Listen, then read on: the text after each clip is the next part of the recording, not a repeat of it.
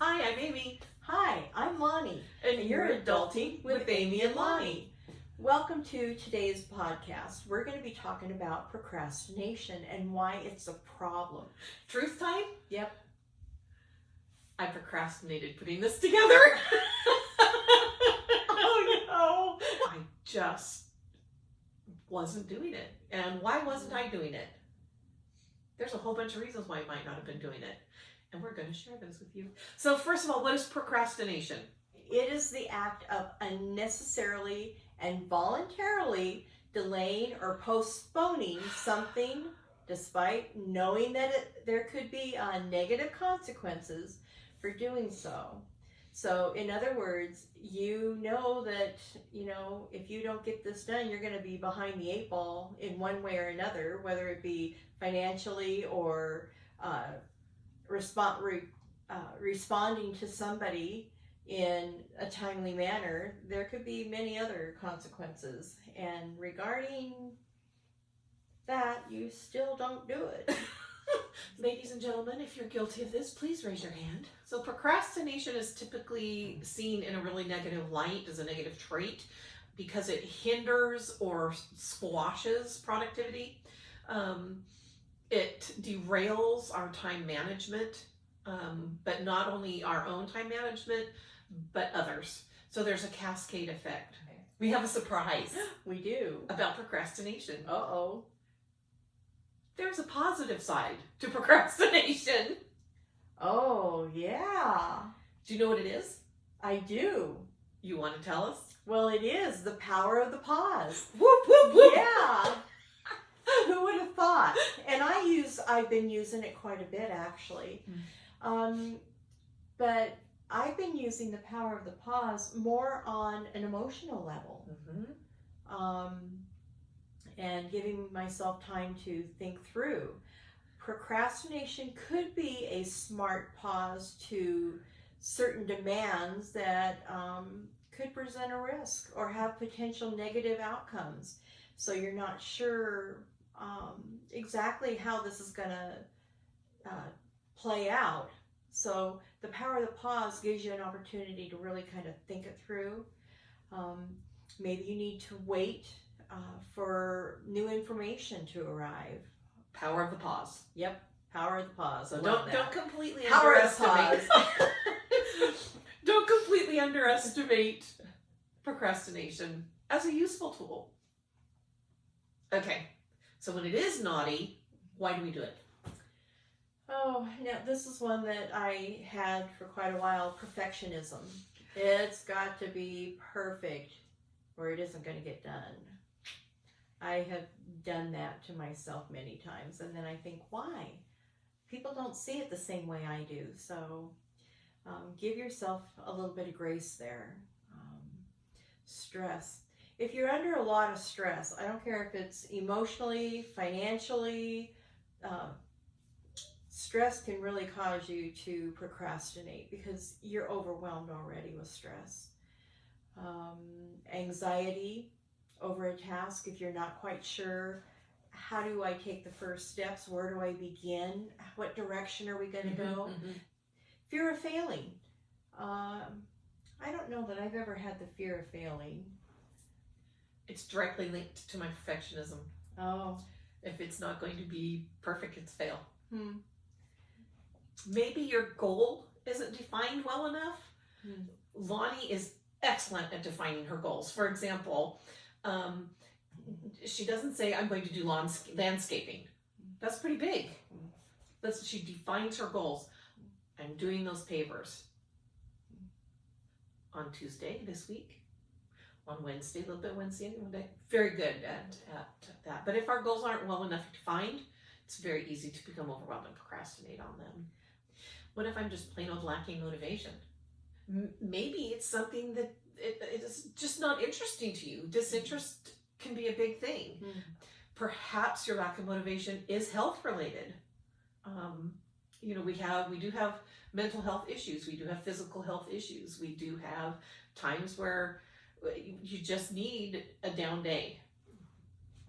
Well, If you're new to our channel and you haven't seen us before and you're enjoying what you're watching and learning from it, if you would subscribe and click the notification bell, it would help.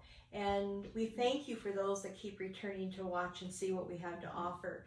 And if you would hit the like button, it would really help us to know that we are bringing you content that you are enjoying.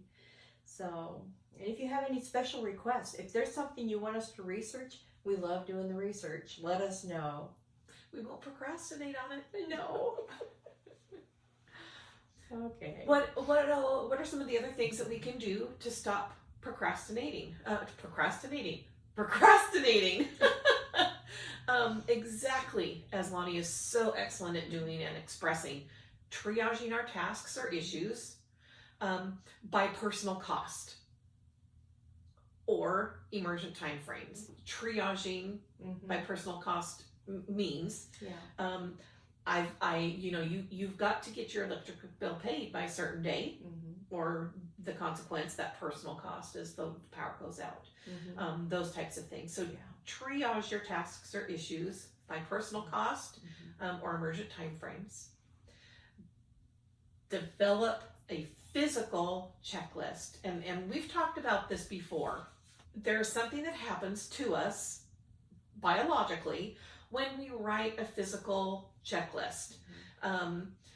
When our brain, when our eyes see our hand moving, it moves that information across the corpus callosum, both sides of the brain. So our logical brain and our creative brain are absorbing that information, whatever it is. It helps you even to formulate a plan as you're writing the checklist. What do I need to accomplish today? I need to go mail a package today. I need to make a deposit today. I need to make sure I catch up with Lani today. I need to send her that information. As you physically write those things down, you'll start seeing sort of a logical order for you on how to accomplish those things. There is an actual cognitive and emotional reward in checking off your completions. I have a guilty confession. If I do something that wasn't on the list because, I remembered I've done this, I need to do this, I'll write it on the list just so I can cross it off. Because it feels good at the end of the day to see bloop, bloop, bloop, bloop. Well, and it really helps to eliminate stress. As you're accomplishing these things, you're getting things done that can become stressful if you don't. So what you have done, the reward, is you are going to be stress-free. That's a huge reward, especially in today's society where there's stress everywhere. Absolutely. It can help to slipstream those feelings of being overwhelmed, of the stress of I have so much I have to do, I don't even know where to start. It was me yesterday, yeah. Make the list of what needs to happen. There's a wonderful motivational speaker named Brian Tracy, who teaches on an old Mark Twain quote. He's turned it into this great thing that has, it's very much like the elephant, one bite at a time. He talks about eat that frog. We're providing you one link where he summarizes what that looks like. But if you feel like checking in on his methods to combat procrastination, his name again is Brian Tracy, but his eat that frog technique is pretend you have in front of you this huge plate of frogs and that has to be eaten today. Eat the biggest frog first, or that ugliest frog first, because after that it's going to be much simpler. It's that eat the elephant one bite at a time, little more refined. Eat the big one first. Eat the ugly one first. Back when I had so many kids at home, and it was, okay, there's a lot of housework that I need to do, and everybody's back at school, or whatever that looked like. Today's the day.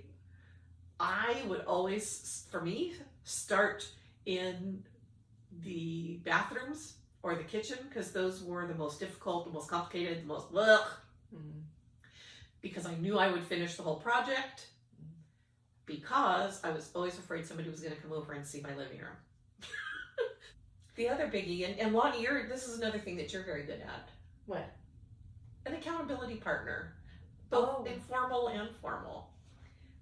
Yeah, it really, like I shared earlier, having somebody who, that you're sharing what needs to be done, where you're at with it, helps a lot. I have a loved one that was experiencing a lot of actual trauma and drama surrounding that trauma. And so for quite a long time, we caught up every single morning. What's on your plate today? What's on your plate today? Well, I need to do such and such for this doctor because they need this and that. No, you don't. That's a case manager. Call the case manager at this office and tell them that this office is waiting for the information. You don't have to go physically track it down and move it, Well, and sometimes when you're so deep in the emotion of things, it's hard to see things clearly. I've been there. And so having an outside source like Amy offered herself to help through the process really frees your mind, and you know that you're not spinning your wheels on unnecessary things. It really helps keep you moving right along. Knowing that there's, we talked about deadlines. Amy was sharing with that, if there's a deadline and you're not getting anything done and this deadline's coming up, what's that going to do? Create issues. But with, like Amy said, we can talk with one another. We can say, well, okay, where are you having your stumbling blocks, or where are you struggling? How can I help with that? What do you need help with? Is there something I can do? Maybe take a chapter from you. There's having an accountability partner really helps to get you through a process, and especially if you're under stress.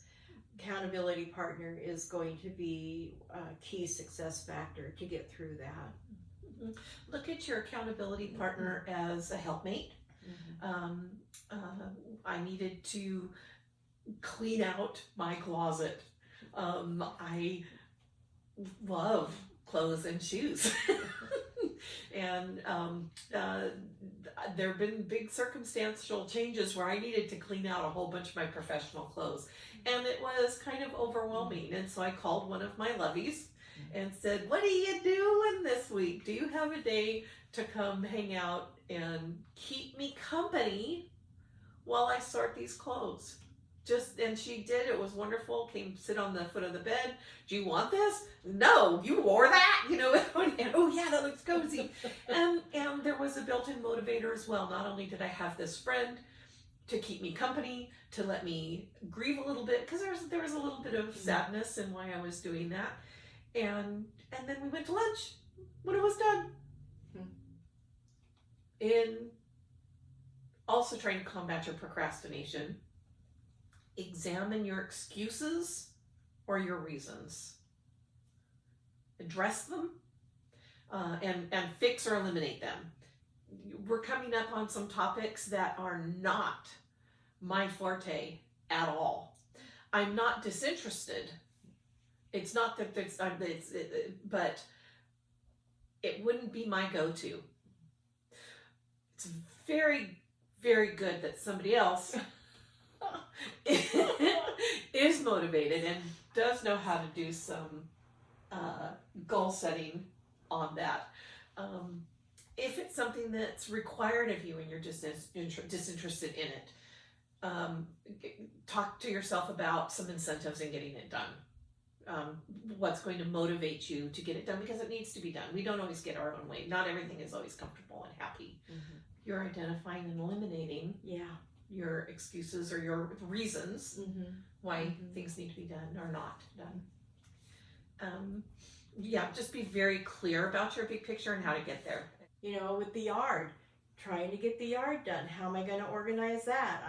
And it was a mess. I had weeds growing everywhere. So again, breaking it down, having a list of what needs to be done, estimating about how long it's going to take, and then figuring out a plan on how you're going to get it done. So, in other words, we're talking about the SMART goals again. We're being very specific. We're measuring it. We are Realistic tidbits. SMA, smart, measurable, achievable. We have to make sure that we're able to achieve it, that it's realistic, and The time frame. the time frame. Yes. So, And write that on your physical checklist. right. And you can start it by putting what the big project is. Big project. The ugly And frog. then, yeah, and then do SMART going down the side, okay? And then you start to break it down, get all your little pieces, figure out how long it's going to take, in what order.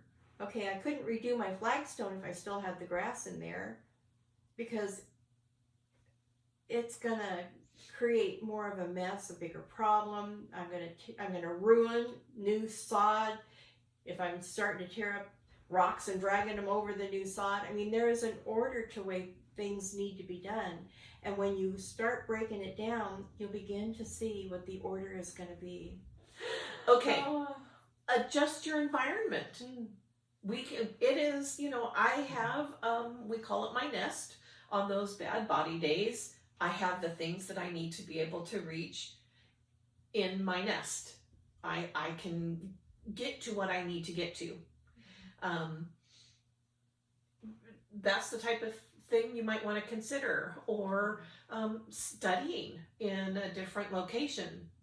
Maybe you typically study at a desk or in your living room on the couch. Just switch it up. Maybe go to the park. Take that book to the park. I know Lani will say, well, I will tell you, my motivating factor is different based on what I'm doing. If I'm cleaning my house, I want the most lively music I can put on and as loud as I can stand it. That's going to keep me motivated to clean my house because I'm having fun. It's adding that positivity. Yeah. Now, if I'm going to be studying, like for this herbal class, I want it quiet, absolute quiet, because when I sit down and music is going, and if I'm trying to read, all of a sudden I'm singing, "Don't worry, be happy," and nothing I'm reading is retaining in the brain. So I cannot have any music or noise or distractions when I'm actually trying to learn something new. I need to really focus in on what I've got. So your environment will be different according to what task it is you're trying to do. And I have slightly different experience too for those times where I need to be sitting and concentrating on something.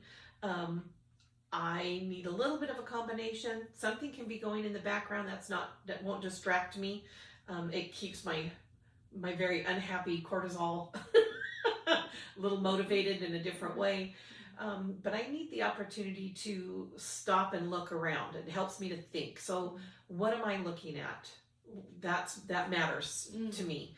I have some paintings done by both my mother-in-law and my bonus mom that are that never met, that will never meet, that are they're gorgeous paintings of creeks, and that's very soothing to me. I can sort of picture myself there, sort of happy spottish, but it's something that I can focus on while I'm thinking. That's not really switching my brain to thinking about something else. I wouldn't be able to study here in Lani's office because she's got her other projects up. That helps her. I would be thinking, oh, that's really interesting. Art, I wonder, and my brain is now gone. I'm no longer focused. So create the environment that's going to work for you. Right. And if it's been working for you, but you still find that you're procrastinating, switch it up. Mm-hmm. Switch it up. Pivot. Pivot. Yeah. We're going to talk about adjusting your time management.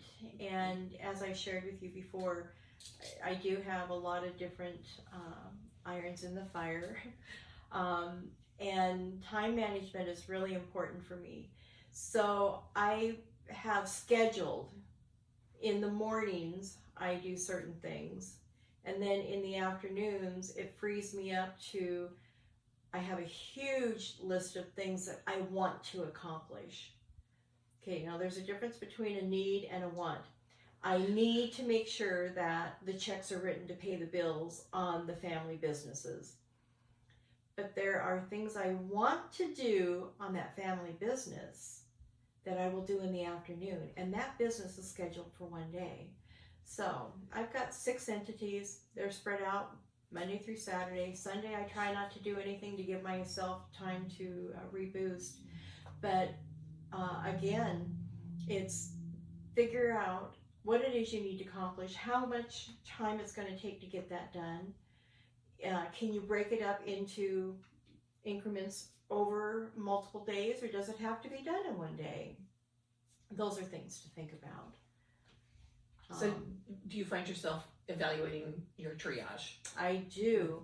You know, like I was sharing, I might have to, like I said, schedule the business in the morning, and then then I'll take a break and go outside, go to lunch, play with my dogs, whatever it is, and then I'll come back, and it might be an hour, it could be 2 hours, but then the afternoons are my unscheduled.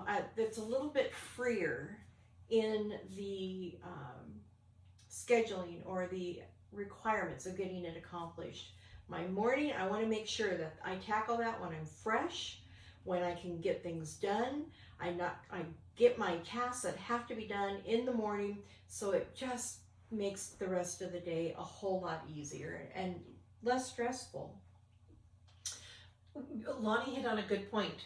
That it's again something we've talked about before, and that is, finding your fresh. Lonnie knows that her peak product time to be productive is in the morning. Mm-hmm. Are you an afternoon gal? Are you an evening guy? When is your fresh? Mm-hmm. And tackle your triage accordingly. Exactly. And something else that was key that Lonnie had said was actually schedule your breaks. Put it on your checklist. Mm-hmm. And then after that break, it's my free time to accomplish other things that have to get done, but not so much in a deadline. Mm-hmm. So the stress is off. I don't want to end my day on a stressful situation. I want to end my day feeling like, I got that done. And then I'm ready to tackle the next day because I'm not stressed at the end of the day. I feel refreshed and rejuvenated to be able to take on the task of whatever's coming up next. That's just what works for me. And part of what Lonnie hit on as well was building in some incentives. What does that look like for you for your break? Maybe the incentive is, I made some brownies the other day and I'm going to have one on my break. That's a built-in incentive. Will work for brownies. Consider revising your task or your project to help eliminate that procrastination.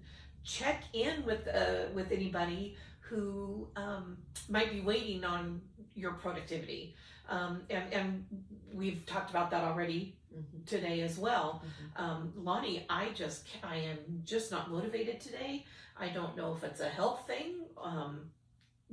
Where are you? Where are you with our task? And maybe Lonnie says, I'm ready to roll. I just need that piece. And I'm going to say, okay, all right, I'm going to jump on it and give me another hour or so. Or is there any way you wouldn't mind hanging on it till tomorrow when I can attack this in the morning instead? That transparency and communication is going to help, Very much so. And that transparency with yourself. Why don't you feel like it? Why? What's up with that? Be honest with yourself. Is this stressful? Is this boring? Is this overwhelming? If you can help yourself pinpoint that, it's going to help you then with your SMART goals, your relationships with the task, not just with anybody who you might be working with. Wow. Yeah, that was a lot. Well, we really hope that you guys have taken in quite a bit from what we shared with you guys. We have reinforced the SMART goal setting. We've reinforced time management. We've done previous videos on that, and we'll link them down below so that you can take a look at those if you want.